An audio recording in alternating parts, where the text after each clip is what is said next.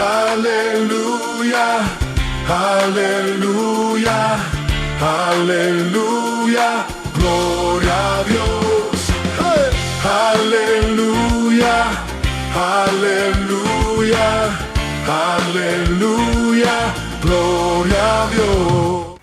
Les invito a abrir sus Biblias en Romanos capítulo 1. Romanos capítulo 1. Para leer los versos del 16 al 17. Romanos 1 del 16 al 17.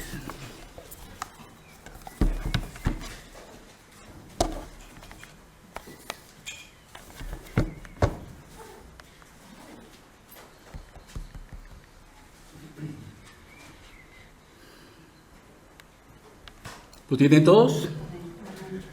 Romanos 1 del 16 al 17 dice así: porque no me avergüenzo del Evangelio, porque es poder de Dios para salvación a todo aquel que cree, al judío primeramente y también al griego. Porque en el Evangelio la justicia de Dios se revela por fe y para fe, como está escrito: mas el justo por la fe vivirá. Amén. Pocas palabras que nos dicen muchísimas cosas. ¿Y quién no habrá leído estos dos versos? ¿Y quién no se habrá hecho preguntas también sobre estos dos versos? Bueno, Pablo es el autor de esta carta. Pablo es el maestro de maestros en lo que a doctrina y a fe se refiere. Y esta carta, por lo menos para muchos estudiosos de la Biblia, esta es como el diamante en la corona de todo el Nuevo Testamento, ¿no es cierto? Estos dos versículos que hemos leído, sin equivocarnos, constituyen el centro, si se quiere, el núcleo, la esencia de esta carta. Y estos dos versículos cristalizan la tesis de todo lo que Pablo va a decir en el resto de la epístola. Él va a desarrollar y va a explicar en los capítulos que siguen las cosas que ha empezado diciéndonos con estos dos versos. Así que uno puede ver en estos dos versos, por ejemplo, una declaración audaz del apóstol. ¿Cuál sería la declaración audaz? No me avergüenzo del Evangelio. ¿No es cierto? Esa sería la declaración audaz. Luego, Pablo nos dice algo más. Nos habla de la naturaleza del Evangelio. ¿Y cuál sería la naturaleza del Evangelio? Es poder de Dios. ¿Cuál es el alcance del Evangelio?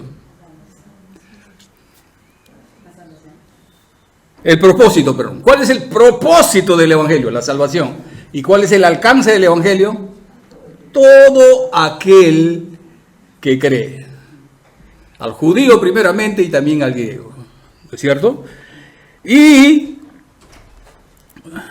luego Pablo nos habla, curiosamente, lo deja al final para hablarnos de lo que es el fundamento del Evangelio. ¿Cuál es el fundamento del Evangelio?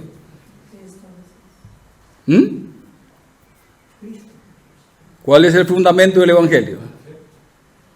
La justicia de Dios. Si Dios no mostrara su justicia, esa es la parte complicada del libro, ¿no es cierto? Que tenemos un Dios justo, que aborrece el pecado, que todos los días está airado contra el pecado, y al mismo tiempo ese Dios que no soporta el pecado es el Dios que es capaz de mostrar gracia, de mostrar misericordia, de justificarnos, de perdonarnos, de librarnos, de limpiarnos, de santificarnos. Ese es el lado, diríamos, más hermoso de Dios, ¿no? Ese Dios justo que no podría darnos ni la cara, es el Dios que nos mira compasivamente y hace justicia enviando a su Hijo Jesús para morir en la cruz, pagar por nuestros pecados y sentir la complacencia de una deuda pagada con la vida misma de su Hijo amado, a quien envía al mundo. Muy bien, vamos a ir entonces desarrollando las cosas que hemos dicho. ¿Qué pasaba en la mente del apóstol Pablo cuando expresa esta palabra? No me avergüenzo del Evangelio. ¿Se ha puesto a pensar alguna vez? ¿Qué pasaba por la mente del apóstol? ¿Qué estaba pasando con la iglesia de Roma? ¿O qué quería enseñarnos el apóstol con esta expresión? No me avergüenzo del Evangelio. Bueno, la verdad es que el Evangelio en el tiempo de Pablo no tenía una buena reputación. La reputación del Evangelio era malísima, pésima. No solamente en Roma, sino en todo el imperio. Y los cristianos eran acusados de ser los peores vecinos, malos ciudadanos, porque eran rebeldes, porque no estaban dispuestos a someterse a las exigencias del soberano. ¿No es cierto? Ellos, por ejemplo, se negaban a adorar a los dioses que adoraba Roma. Roma, pues, por ser un imperio conquistador, a la vez que conquistaba a los pueblos, también conquistaba y traía consigo los dioses de todos los pueblos por donde la conquistaba. Así que Roma estaba lleno de dioses.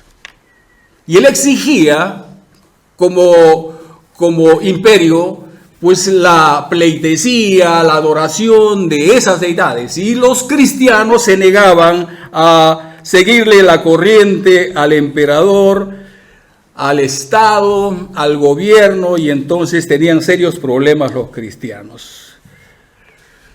Así es que no adoraban a Dionisio, el dios del vino, no adoraban a Hermes, el dios del comercio, no adoraban a Apolo, el dios de las artes, de la belleza y la luz. No adoraban a los dioses del Olimpo. Los cristianos tampoco adoraban al César, como los romanos. Los romanos creían que el emperador era Dios y exigía que se le adorara como Dios, como el Nabucodonosor, ¿se acuerdan en la Biblia? ¿No es cierto? Él mandó construir una estatua para que en determinada hora y en determinado momento, a la orden de él, entonces todos debían postrarse y adorarle. Y habían 3 chicos rebeldes. ¿Quiénes eran esos chicos? Muy bien. Ellos dijeron no. Nosotros, no importa lo que hagas con nosotros, pero debes saber, rey, que no te vamos a adorar. ¿No es cierto? Y eso, bueno, A mí como creyente, cuando ocurren cosas así, pues me ponen un poco bravo. Y yo me he mostrado bravo como creyente. Y he querido ver la bravura de mis hermanos en tiempos cuando las obligaciones de alguien que no es Dios las demanda. ¿Se acuerdan de la pandemia ustedes? ¿Qué tipo de creyentes que hemos sido nosotros en el tiempo de la pandemia? Obedientes al máximo. Alguien nos decía, no reuniones. Y gustosamente hemos cerrado las puertas de nuestros templos. Aforo de 10 personas y nadie más podía venir a la iglesia porque alguien ha dicho que no debemos reunirnos. Y a nosotros nos faltaba el coraje de decir, como aquellos discípulos del pasado, estamos dispuestos a obedecer a Dios antes que a los hombres. Y esa es una cuenta pendiente que tiene la iglesia ahora con Dios. Y tiene que arreglárselas con Dios. Porque hoy está más claro que nunca que todo fue un engaño.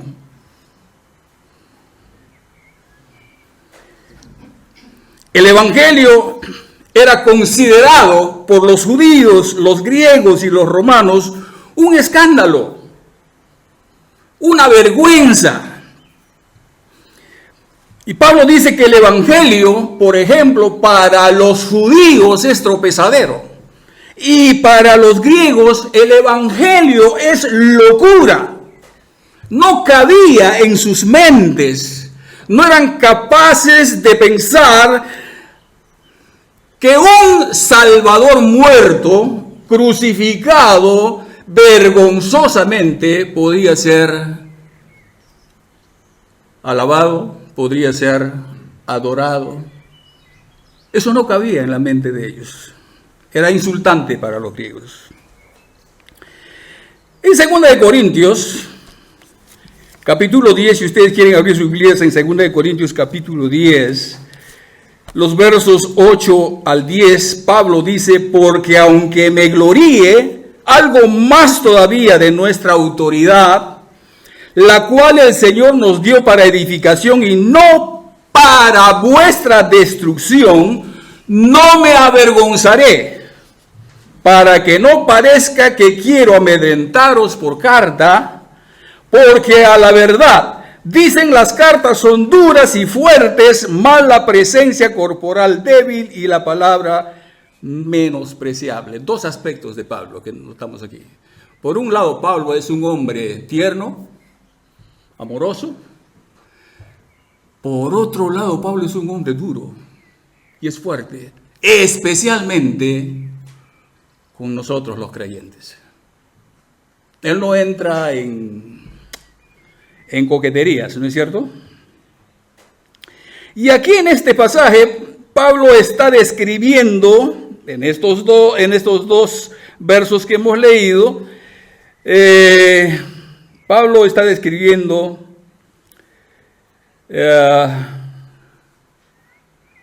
describiéndose a sí mismo. Pablo es un hombre cambiado. Pablo, ¿se acuerdan de cómo era Pablo? Dice que él iba y pedía autorización de las principales autoridades judías, y con las cartas en la mano iba y entraba a las casas y arrancaba y tomaba del cabello a las mujeres y las arrastraba para ser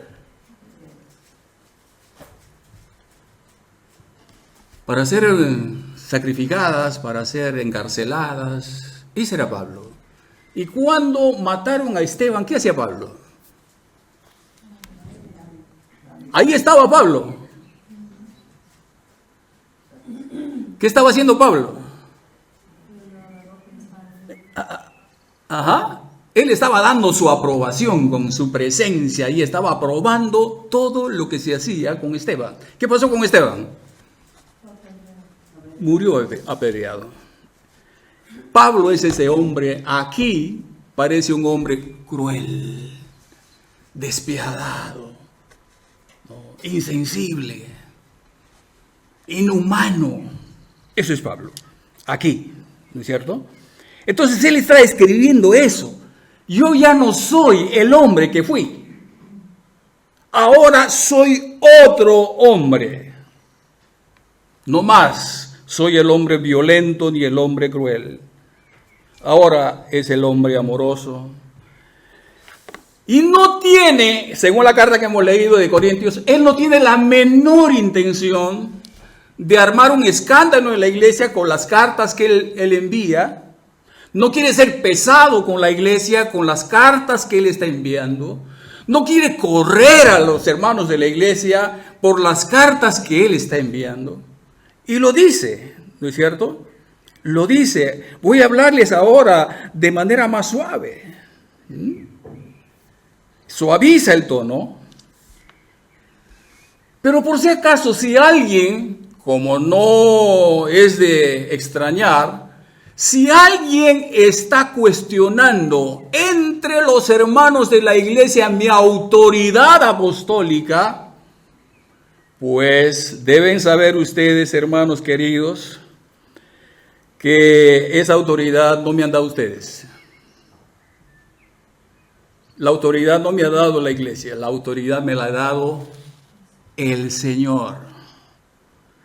La autoridad me lo dio el Señor, pero hay algo más, que lo tengo muy claro en mi mente. Yo uso esa autoridad que me dio el Señor para edificación. Lo que quiero es edificar la iglesia. Lo que quiero no es destruir la iglesia. Eso debe quedar claro, ¿es cierto? Y en eso no me avergüenzo. Sé lo que el Señor me ha llamado a hacer. Estoy completamente seguro de lo que debo compartir. Y entonces en eso no me avergüenzo. Pero hermanos queridos, estoy consciente también, según la carta que hemos leído de 2 Corintios 10, 8 y 10, según esta carta, Pablo dice algo más. Dice, estoy plenamente consciente de que, mire, aquí hablando con nuestro hermano Pablo, que fue por mí para recogerme en la estación, entonces le hablaba un poco de esto, ¿no es cierto? Y Pablo es sincero. Pablo les dice a los hermanos a través de la carta, estoy consciente, hermanos, de que mi aspecto físico, mi aspecto corporal no me ayuda mucho. ¿Se imaginan ustedes a Pablo hablando tal cosa? Miren, Pablo era un hombre, diríamos, entre todos los siervos del Nuevo Testamento, diríamos, la estatura de Pablo es incomparable. Él era un hombre académicamente hecho. Él había sido un hombre de derecho, estudió ley judía a los pies de Gamaliel. Él era el probable sucesor de este gran y respetado rabino llamado Gamaliel. Y entonces hay un momento que Pablo dice, todo esto para mí es como basura, ¿no? Pero lo que yo quiero es ganar a Cristo, ¿no? Y entonces, ese es Pablo, es un hombre preparado. ¿Para qué estudian los abogados? ¿Alguien le puede decir para qué estudia un abogado? ¿Ah? Un abogado estudia para hablar. Él defiende a sus clientes con la boca. Él habla, argumenta y propone, ¿no?, lo que él desea para su cliente. Entonces, tiene que ser alguien sumamente formado, preparado para armar una defensa, pues bien hecha y sacar al cliente libre de toda culpa, ¿no es cierto? Ahora él dice, mi contextura no me ayuda, y nos invita a imaginarnos, ¿cómo nos imaginamos a Pablo? Alto, pequeño, gordito, flaquito. Él nos dice en la carta, la apariencia dice, ¿cómo dice aquí? La presencia corporal débil. Presencia corporal débil. Si alguien me empuja, me derriba. Si alguien más alto que yo viene, puede hasta aplastarme. ¿No es cierto? No me ayuda.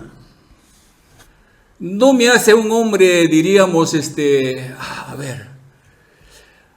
que despierta en la gente ganas de ver a ese hombre. No había eso. Nadie quería ni siquiera mirarle a Pablo, probablemente. Despreciable. ¿Saben quién era algo parecido? ¿De quién se dice algo parecido? Se dice algo parecido de Cristo también, ¿se acuerdan? Isaías nos cuenta, ¿no? Despreciado él y desechado entre los hombres, ¿no? Pablo es un tipo más o menos de Cristo. Él está diciendo, físicamente, la presencia corporal débil. Y ahora añade otra cosa Pablo, y dice, y las palabras, y la palabra menospreciable. Estamos hablando todas estas cosas en el contexto de no me avergüenzo del Evangelio. Palabra, mi palabra y la palabra menospreciable. ¿Qué es eso?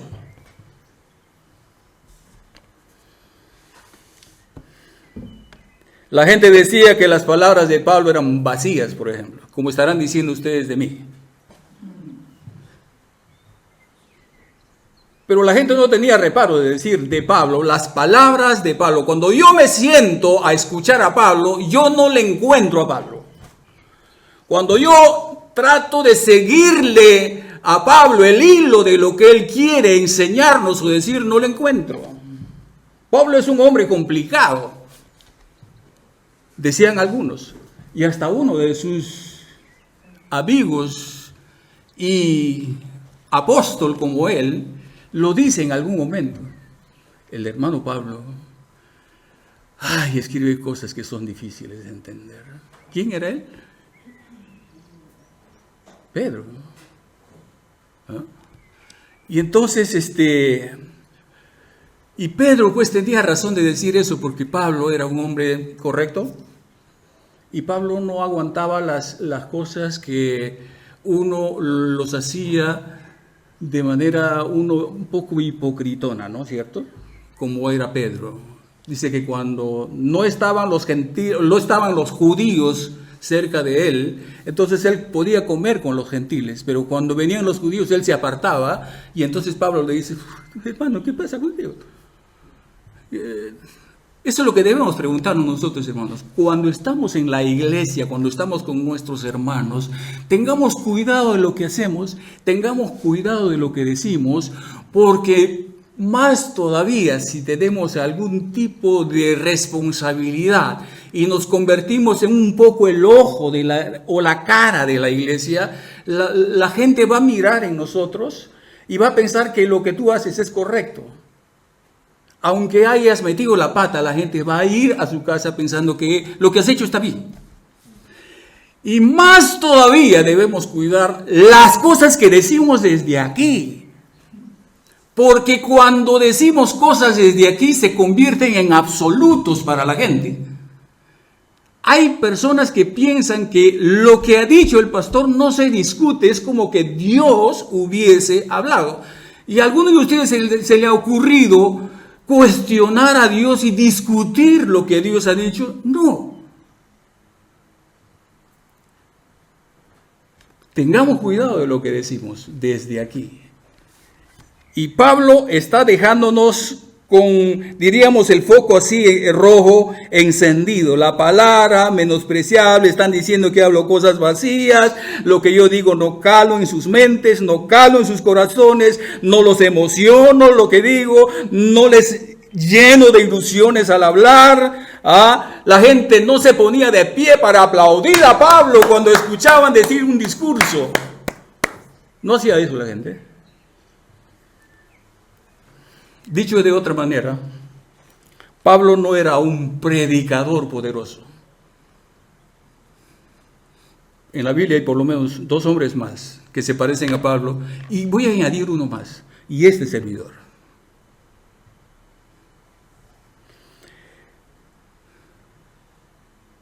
Pablo no era como Charles Spurgeon, ¿no? Ese hombre hablaba y conmovía a las masas, ¿no es cierto? Uno de ellos era Moisés. ¿Saben lo que dijo Moisés un día? Señor, a mí, por favor, ni me mires. Cuando quieras hacer algo, por favor, sería mejor que mires a Aarón. Pero a mí no, Señor. Yo soy torpe de lengua. Soy torpe de lengua. El otro hombre que era carente en oratoria era Jeremías. Jeremías, ¿cuántos años ha predicado Jeremías? ¿Recuerdan? 40 años. ¿Cuántos convertidos? Ni uno. Carente oratoria, una calamidad. Y así pensaba la gente de Pablo. Y vamos a ir mirando más adelante en cuanto a esto que acabo de decir.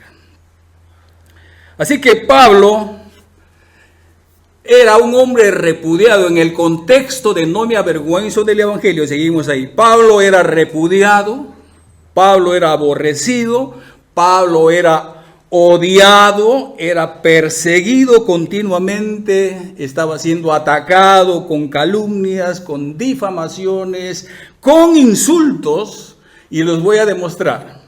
Hechos 13:45 dice, pero viendo los judíos la muchedumbre, se llenaron de celo y rebatían lo que Pablo decía, contradiciendo y blasfemando. Aquí está la gente resistiendo a todo lo que Pablo dice. En Hechos 13:50 dice, pero los judíos instigaron a las mujeres piadosas y a los principales de la ciudad y levantaron persecución contra Pablo y Bernabé y los expulsaron de sus límites. Hechos 21:27 dice así, hasta el 32. Unos judíos de Asia, al verle en el templo, alborotaron a toda la multitud y le echaron mano, dando voces, diciendo, varones israelitas, ayudad. Este es el hombre que por todas partes enseña a todos contra el pueblo, contra la ley y contra este lugar. Estaba en el templo, ¿no? Contra este lugar. Así que toda la ciudad se conmovió y se agolpó el pueblo, y apoderándose de Pablo le arrastraron fuera del templo e inmediatamente cerraron las puertas y procuraron ellos matarle. La gente no quería vivo a Pablo. Miren el contexto de por qué no me avergüenzo del evangelio. ¿Comprenden ahora? ¿Comprenden ahora por qué he comenzado diciendo que se trata de una declaración audaz? No me avergüenzo del evangelio, es una declaración audaz. No me avergüenzo del evangelio, es una declaración, diríamos, atrevida, firme. Es una declaración valiente. No me avergüenzo del evangelio. En el contexto en que Pablo lo dice. ¿No es cierto? De manera, hermanos, que el Evangelio no es un concepto teológico. El Evangelio no es un concepto filosófico. Capten lo que les estoy compartiendo. El Evangelio no es un concepto teológico, el Evangelio no es un concepto filosófico, no es un concepto psicológico, el Evangelio no es un sentimiento, tampoco es una serie de reglas que cumplir. El Evangelio es una persona. Y quiero que miren conmigo Romanos, capítulo 1. El Evangelio es una persona. Y aquí van a descubrir quién es esa persona. Pablo en el capítulo 1, verso 1, empieza diciendo: Pablo, siervo de Jesucristo, llamado a ser apóstol, apartado para el Evangelio.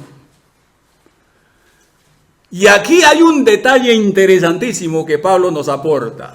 Cuando Pablo dice que él ha sido apartado para el Evangelio, el término que aparece en el original es la idea de una cerca. Cuando él dice que es siervo de Jesucristo llamado a ser apóstol, el día que eso ocurrió, lo que Dios ha hecho es tender una cerca alrededor de Pablo. Esa es la idea de apartado.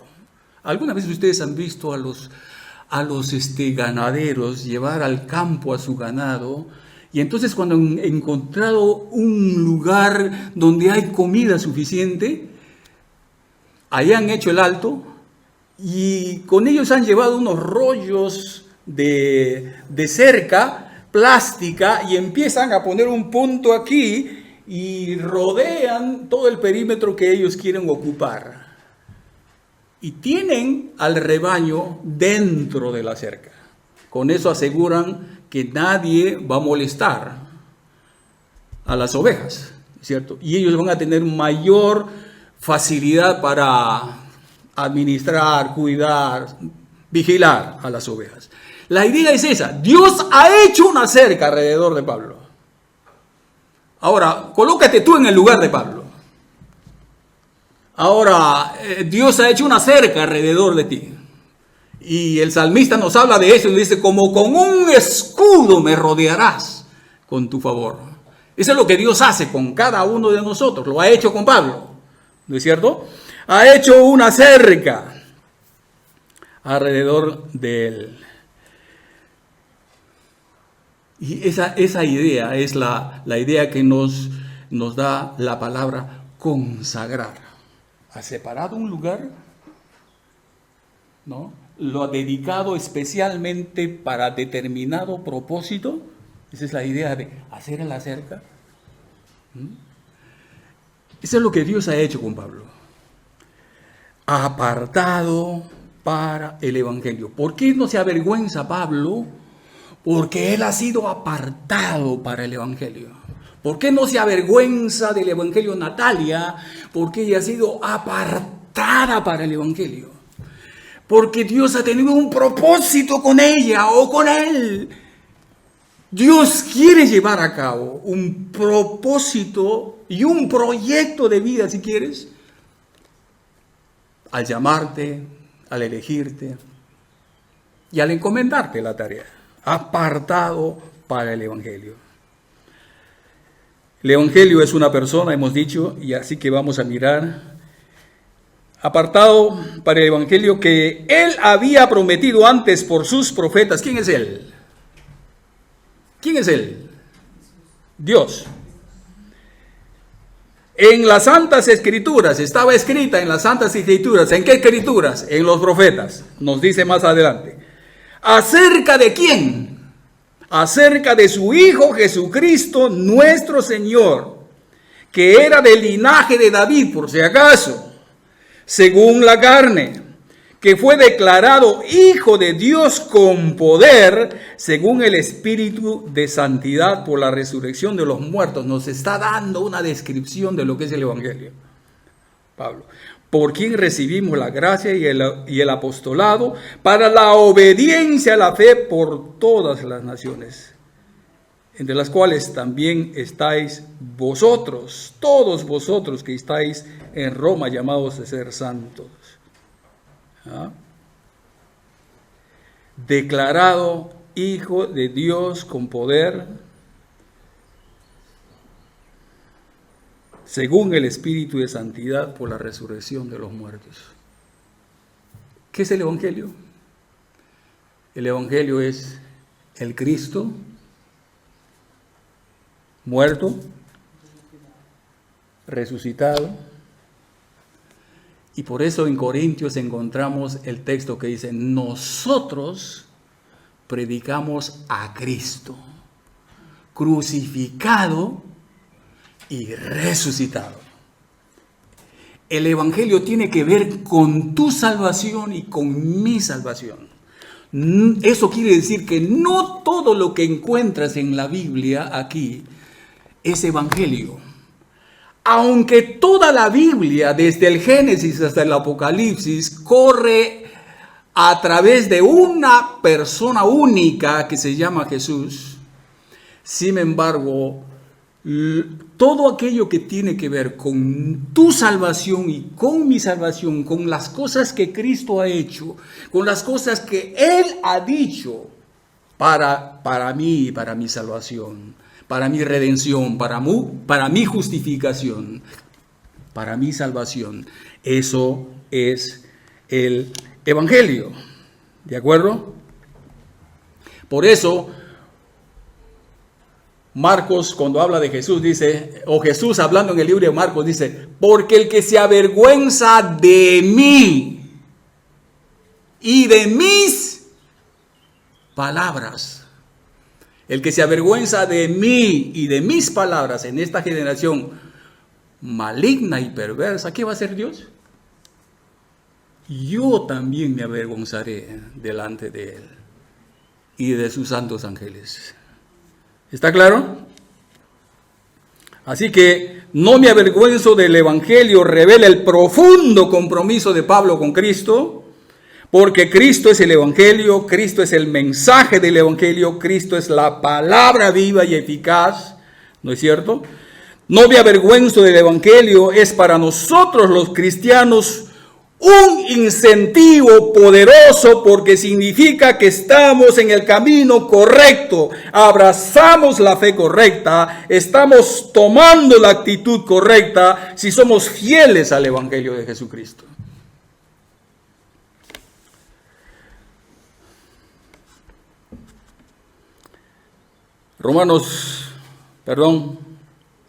Hay un texto que viene a mi mente que dice: librándote de tu pueblo y de los gentiles a quienes ahora te envío, para que abra sus ojos, para que se conviertan de las tinieblas y de la potestad de Satanás a Dios, para que reciban por la fe que es en mí, dice Jesús, perdón de pecados y herencia entre los santificados. Ese es el Evangelio. Es interesante lo que Pedro dice con respecto a nosotros. 1 Pedro 2:9 dice: mas vosotros sois linaje escogido, real sacerdocio, nación santa, pueblo adquirido por Dios. ¿Para qué? Evangelio. Para que anunciéis las virtudes de aquel que os llamó de las tinieblas a su luz admirable. Ese es el Evangelio. Para eso estás tú. Para eso has sido llamado tú. Para que anunciéis las virtudes de aquel que os llamó de las tinieblas a la luz. Hace unos años, un hombre que había servido como misionero en la India fue invitado para dar una conferencia en los Estados Unidos. Al final de la conferencia, un joven se levantó y le preguntó al orador: ¿por qué va usted a la India?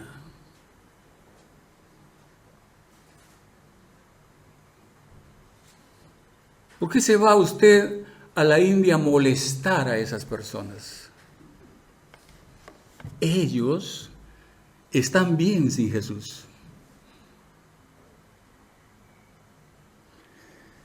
El pastor le miró a la cara y le dijo: querido amigo, ellos no están bien sin Jesús. Nadie en el mundo está bien sin Jesús. Tu esposo no está bien sin Jesús. Tu esposa no está bien sin Jesús. Tus hijos no están bien sin Jesús. Pero voy a ir más adentro. Tu iglesia no está bien sin Jesús. Tú no estás bien sin Jesús.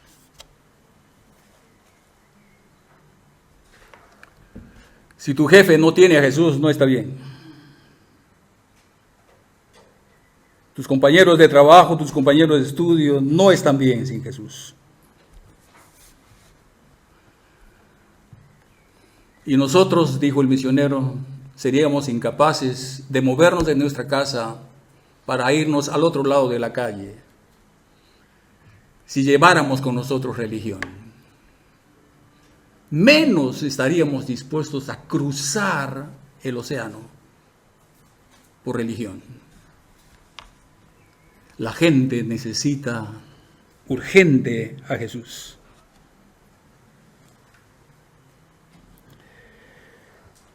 Por eso, hermanos, es importante que nosotros tomemos conciencia de lo que es el Evangelio, porque estamos perdiendo de vista de lo que es el Evangelio.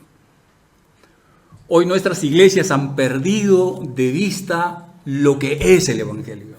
Hoy tenemos muchísimos hermanos confundidos con respecto a lo que es el Evangelio. Y somos advertidos hoy en día a cuidarnos de aquellos que predican un evangelio diferente. Y no andan lejos, nunca han andado lejos ellos. No han andado lejos de Pablo, no han andado lejos de los que fueron antes que nosotros. Ahí han estado pisándonos los talones siempre. Y hermanos queridos, es muy grave alterar el mensaje del Evangelio. Es gravísimo. El apóstol Pablo, hablando de eso en Gálatas 1, 6 y 9, dice: estoy maravillado de que tan pronto os hayáis alejado del que os llamó por la gracia de Cristo para seguir un evangelio diferente. No que haya, sino que hay algunos que os perturban. Aquí la idea es confunden y quieren pervertir el evangelio. La idea es corromperlo, cambiarlo. ¿No? Quieren corromperlo. Más si aún nosotros o un ángel del cielo os anunciare otro evangelio diferente del que os hemos anunciado. Aquí está el Pablo. Este Pablo ya no es amoroso aquí, este Pablo es duro. Sea anatema. ¿Saben lo que significa esa palabra? Sea maldito. Sea anatema.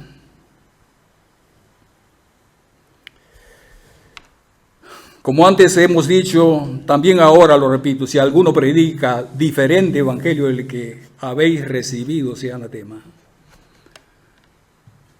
Quienes enseñan que Cristo no es suficiente para nuestra salvación, ese es un evangelio diferente.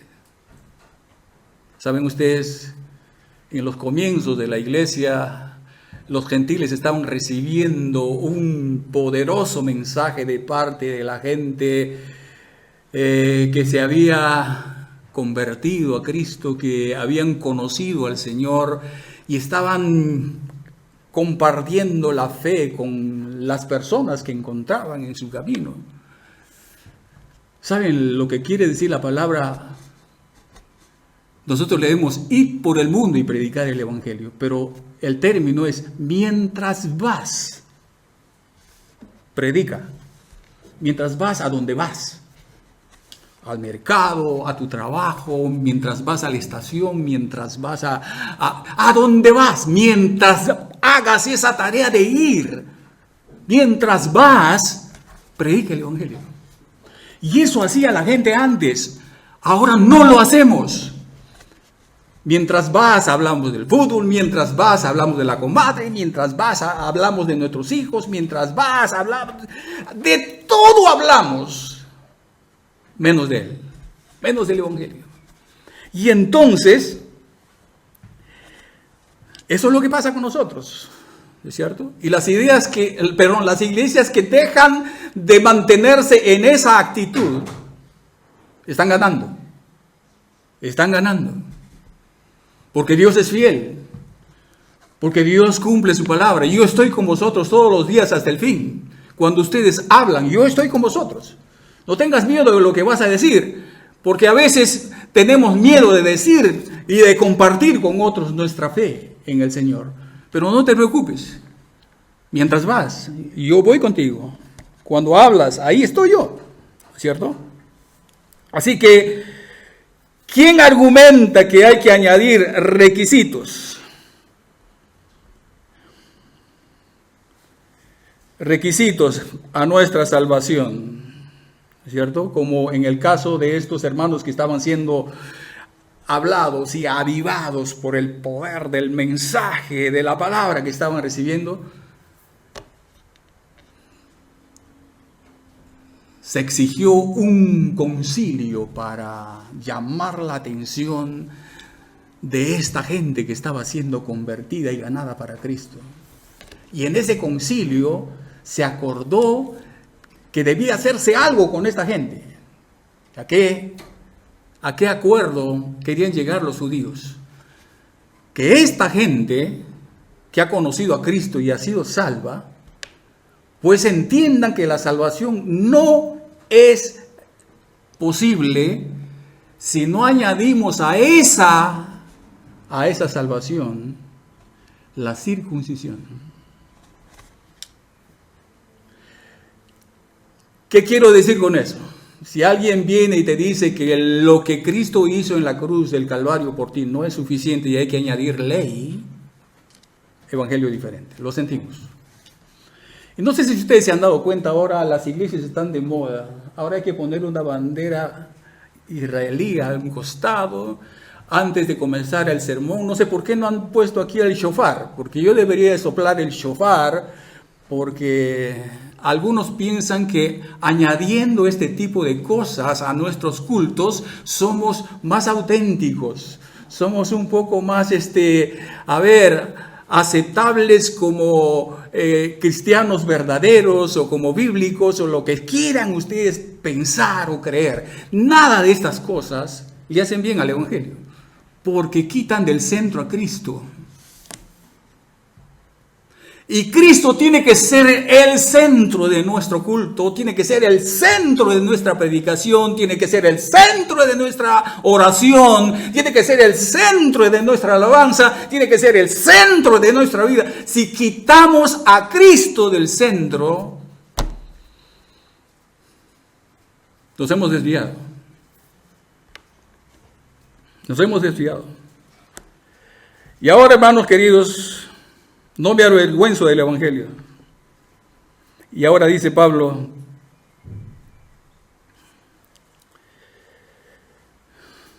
el Evangelio es poder de Dios.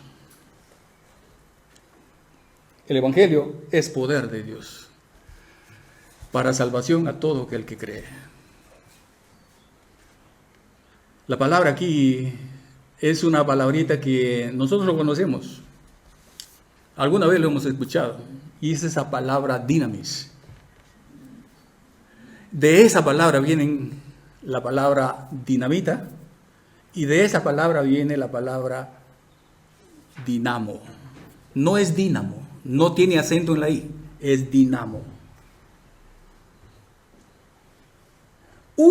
La dinamita es un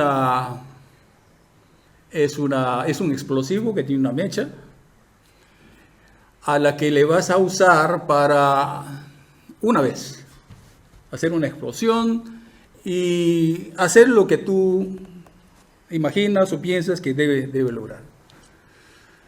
¿Saben ustedes quién fue el inventor de la dinamita?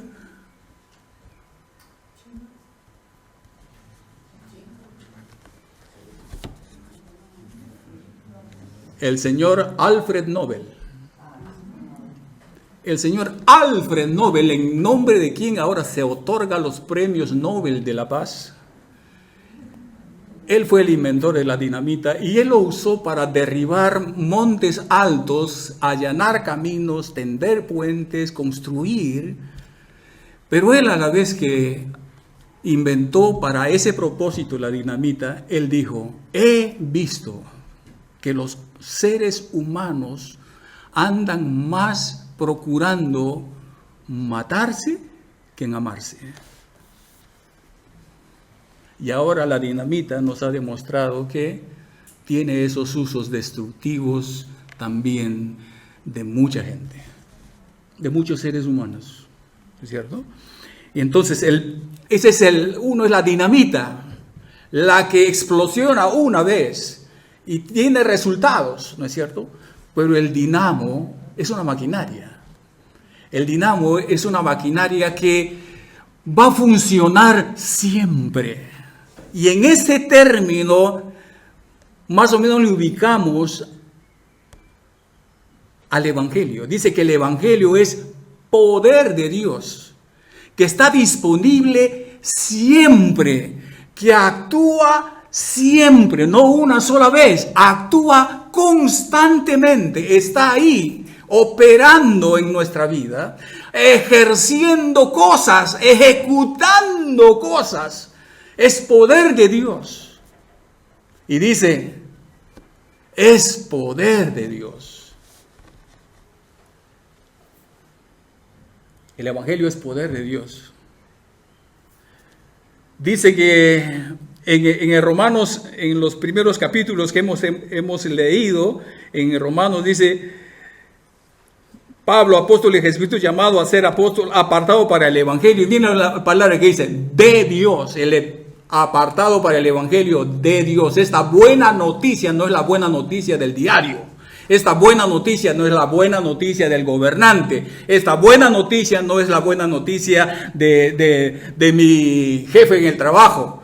Esta buena noticia es la buena noticia de Dios. El Evangelio es el Evangelio de Dios. ¿De acuerdo? Y entonces por eso es poder de Dios el Evangelio. ¿De acuerdo? Y me apuro, para salvación. Ese es el propósito. Para salvación. El Evangelio es poder de Dios para salvación, porque es capaz de tomar a Pablo, un hombre cruel, y convertirlo en un hombre lleno de amor, que quiere ver a sus hermanos, que quiere estar con ellos, que quiere compartirles algún don especial, que quiere compartir con ellos la palabra, que quiere edificarlos, como hemos visto. El poder de Dios que puede cambiar a un hombre, ese es el Evangelio. De manera que tienes que ver tu mente tú. El Evangelio es poder de Dios que cambia, que transforma, que hace nueva a una persona. Si tú no has pasado por esa experiencia de una renovación en tu vida, de un cambio en tu vida,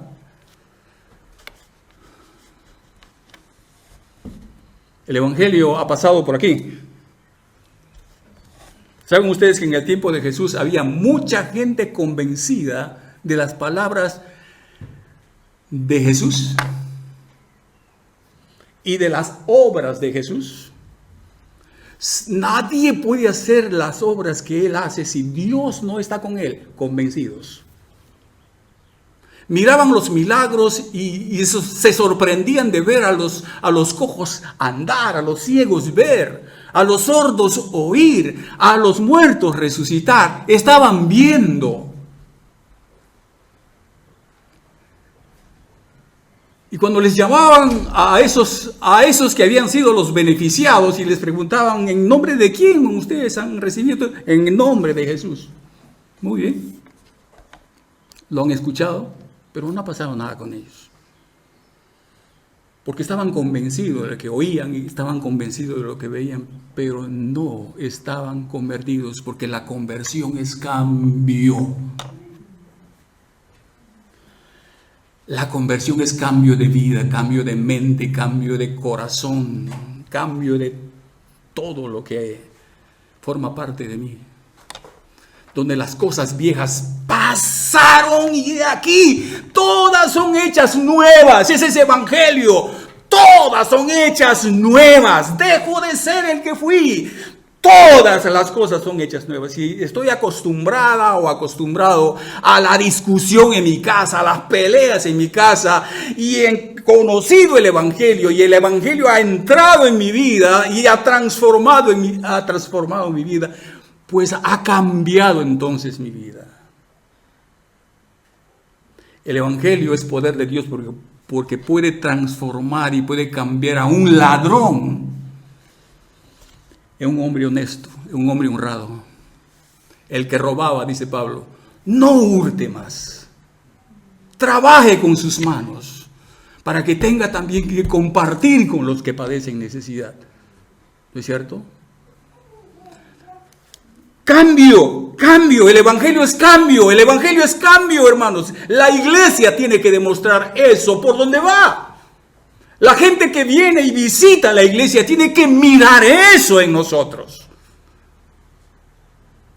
Y les digo algo más. Si la iglesia no ve a Jesús en ti, no has cambiado.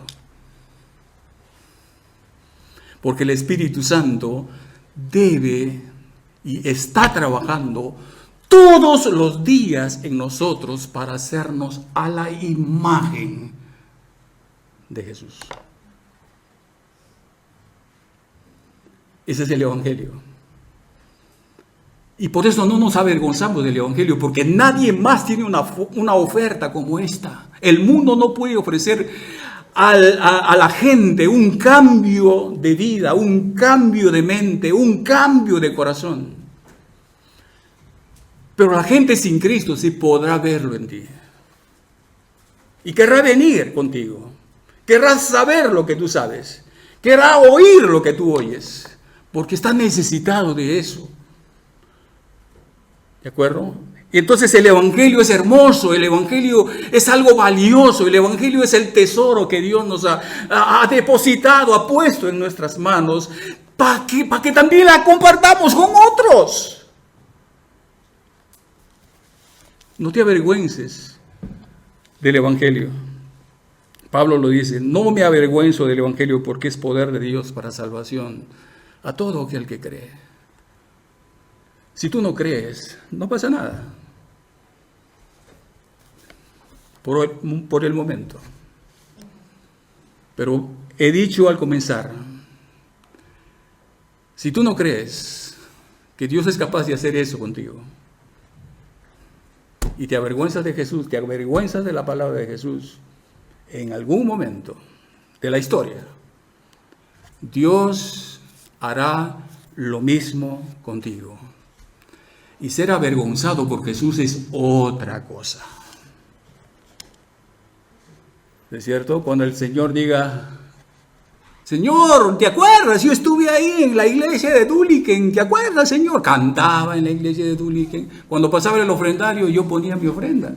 A veces he cantado aquí al frente, Señor, ¿te acuerdas? ¿Has visto eso? No te conozco. No te conoces, no te conozco.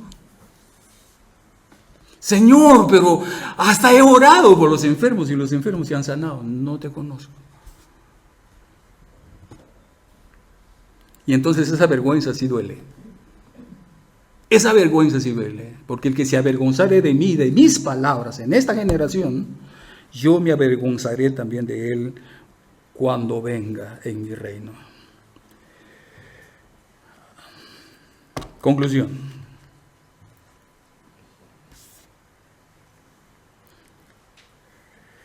Hermanos queridos, la vergüenza va a tener severas consecuencias. Si tú te avergüenzas de compartir tu fe, el evangelio,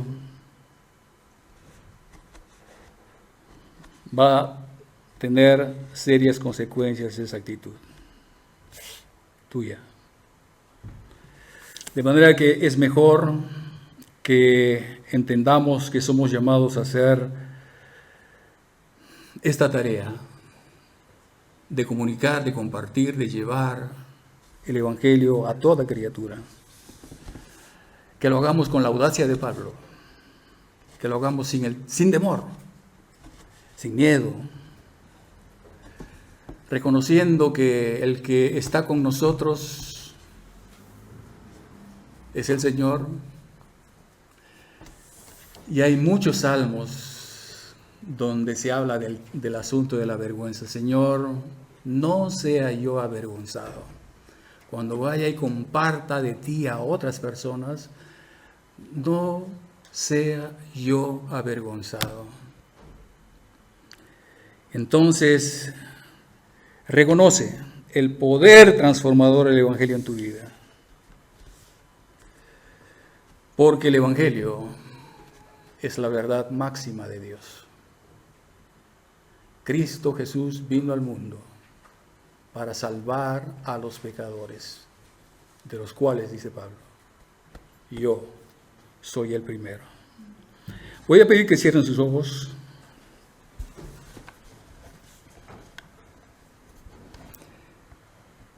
Si tú en esta tarde ya estás consciente de tu necesidad de salvación, no demores, ven al Señor. Él te conoce.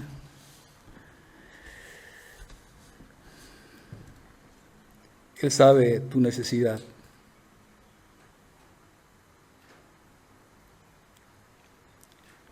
Él sabe las cosas que tú tienes que arreglar con Él, que son muchas seguramente.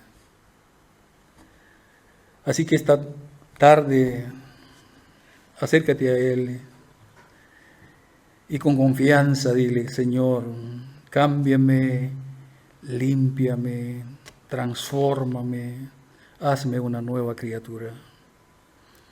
Yo quiero que el Evangelio sea una realidad en mi vida, que verdaderamente pueda verse en mí el cambio que el Evangelio es capaz de hacer por creer en ti.